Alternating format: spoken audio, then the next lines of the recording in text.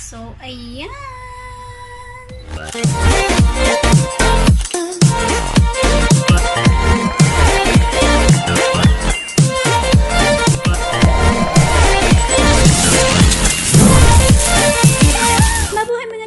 Welcome once again to Misis G channel, and for today's video mga ka-G, I will share to all of you my very own pepper garlic fried chicken with my homemade gravy sauce. So as you can see mga ka-G, all the ingredients and spices are showing on this video. Later on, I will share to all of you one by one how and where going to use all of these ingredients. So let's start!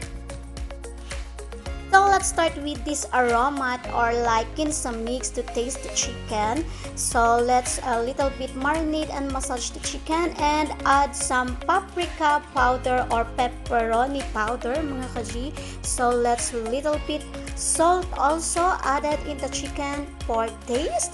And as you can see, I had also here a chicken powder special for chicken barbecue or for marinate the chicken. So let's massage a little bit. So hindi lang katawan ang minamassage, kundi pati mga legs ng manok. And to taste like garlic, we have to put this powder garlic in this chicken, and we have to give a massage, of course, to spread it evenly to every chicken. So as you can see, nilalamulamutak ko ang mga manok na ito. Mga ka-G, kaya naman talaga namang may hagod ng pagmamahal. And syempre hindi mawawala ang ating pepper. So, lalagyan natin ito ng paminta. Nilagyan ko na siya mga ka-G. And ang ating lemon juice. So, as you can see. So, let's set aside this chicken for 30 minutes. And let's go to these eggs. So, I had 3 eggs for breading mga ka-G. And prepared some meal, harina, or flour. And I will add some half of crispy fried chicken mga ka-G for taste. So as you can see, this one is from Philippines. I bring here in Switzerland, and as you can see, I mix it. May halo na namang pagmamahal ng mga kamay ko ang harinang ito. And for the crumbs mga ka-G, so the breadcrumbs we need also, so in separate plate. Talagang na-marinate yung ating chicken, garlic, pepper. So lalagyan na natin siya ng breading. Paano ba yun? So, una-una is lalagyan muna natin siya sa itlog. So, ayan. Alam nyo kanina, medyo hinaf ko lang yung crispy fry at hinaluan ko ng harina kasi medyo sobrang malasa kasi yung crispy fry. So, minsan umaalat talaga siya kapag puro lang, no? And, kaya hinati ko siya para medyo hindi siya ganun ka-alat kasi may special taste na yung chicken natin eh. So, pagkatapos mo doon isawsaw sa itlog para kumapit siya. Ayan. So, nakikita niyo yan. So, ikot-ikot lang. Take note mga ka-G, isang kamay lang yan kasi yung isang kamay ko nandito sa camera. Ganyan yung generation, bagong generation ng pagluluto ngayon. Pag wala kang tripod at nasira ang tripod ko. So pagkatapos may sausaw sa harina mga ka-G, kailangan mo siyang ibalik sa itlog para naman doon sa breadcrumbs na ilalagay mo. So para kumapit pa lalo yung balat. So ayan. At gagawin talaga natin siyang crispy chicken parang sa Jollibee, McDonald's o Misis G crispy pepper garlic chicken. So ayan. So yan. So talagang kapit na kapit yan mga ka-G, walang kawala yan. Talaga namang ano yan. Actually dalawa yung garlic ko eh. So pagkatapos ko dyan ilagay, talagang palalasahin ko tong garlic mga ka-G eh. So, sasawsaw ko ulit siya dito sa itlog. Kaya matakaw ako sa itlog, mga ka-G. Excuse ha, alam niyo na yung itlog na tinutukoy ko. So, ayan. At para talagang maglasang garlic, bukod dun sa garlic powder na nilagay natin kanina, Hindi ko kasi ito nilagyan ng fresh garlic mga kaji. So, meron ako ditong special garlic para lang sa chicken. Or lugaw, ganyan. So, or sinangag. So, binigay sa akin to ng aking kaibigan na si Maan. Shoutout kay Maan. So, yan. Ganito yung ginagawa ko mga kaji para talagang maglasang garlic chicken ang ating chicken garlic pepper. So, kita nyo naman. As in talagang garlic na garlic yan mga kaji. Tingnan ko na lang kung hindi magreklamo si Mr. sa pagka-garlic dito. So, ayan mga kaji yung naka-braiding na natin na chicken.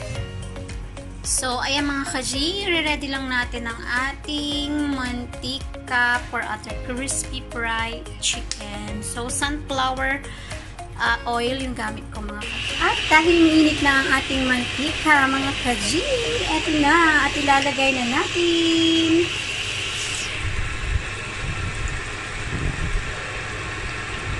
Ayan. I-wait na lang natin yan na maluto at balik ka rin. Nakita nyo naman, golden brown. So, yung technique ko mga kaji, para malaman ko kung luto na yung chicken, dito kasi si Mr. ayaw niya yung dry yung chicken or overcooked yung chicken. So, kahit may breeding yan mga kaji, nalalaman ko pa rin kung okay na siya or hindi pa. Kung paano, meron ako minsan nabasa na technique kung paano mo malalaman yung chicken. Kung lalo ako nasa grill, kung luto na o hindi pa. Kapag daw lumabas na yung dugo dito sa buto na ito, sa ilalim, alam mo na luto na siya. So, yung parang lumabas na yung dugo niya dyan and luto na yung dugo niya dun sa labas. Pero ang akin lang, paano kung breast? So, hindi ko talaga ma-distinguish kapag breast. Kapag wings lang at saka legs, yun, nadi-distinguish ko kung luto na siya or hindi pa. Ito, medyo hindi pa siya kasi lumabas na yung dugo niya pero hindi pa siya ganun ka-brown.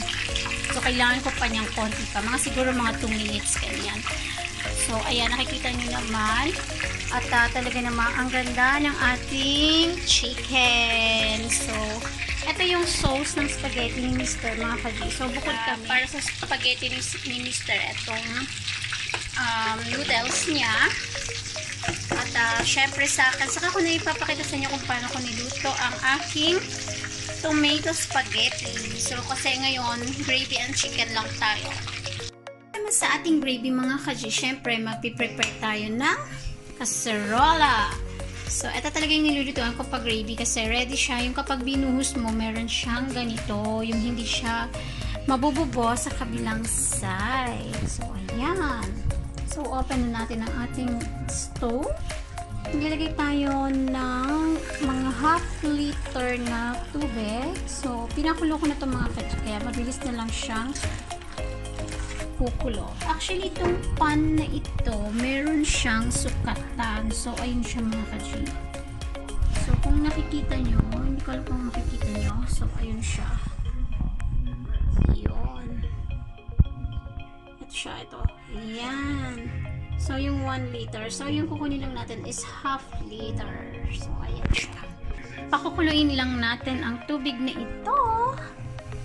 Since kumukulo na siya mga kaji, etong braten sauce na ito, hindi ko alam kung ano to sa English pero from Nor siya. So, ito talaga yung ginagamit ko. Normally kapag nagkakaldereta or apretada ako, gamit ko rin to. Pero, ito rin yung ginagamit ko kapag gumagawa ako ng gravy sauce. So, ito, braten sauce. So, lalagyan ko siya. So, ito siya.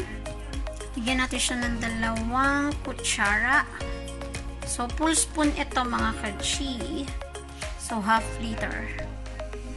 Ayan. So, i-mix lang natin. Ayan. I-mix lang natin siya. So, malasa na ito Para siyang Knorr cubes. Pero hindi siya Knorr cubes mga kaji. Braten sauce yung tawag niya. So, braten powder.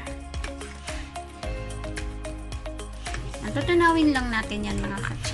So, para mas matunaw siya mga kaji, gagamit tayo ng mixer na ito. Itong panghalong halukay ube. So, ayan siya. Since mga kaji, natunaw na yung ating braten sauce or braten powder, lalagyan natin siya ng harina or meal, kung tawagin dito sa Deutsch, sa Switzerland. Meal or yung panggawang tinapay, mga kaji. Harina, ayan. Ayan siya. So, lalagyan ko siya ng konti para lumapot siya. Para maging sticky yung ating gravy. And, syempre, hahaluin din natin siya hanggang sa matunaw. Yan mga kaji, nakita nyo, is tunaw na yung nilagay nating harina. So, ready na natin siyang lagyan na milk. Malasa na to mga kaji kasi nga yung braten sauce already complete templado na talaga yon. And then, lalagyan ko siya ng milk para yung kulay niya is maging gravy. So, lalapot pa yan siya mga gawa nung harina na nilagay natin na pampalapot. So, ayan. So, lalagyan na natin siya ng hindi ko na siya lalagyan ng salt kasi maalat na yung braten sauce or braten powder na nilagay natin.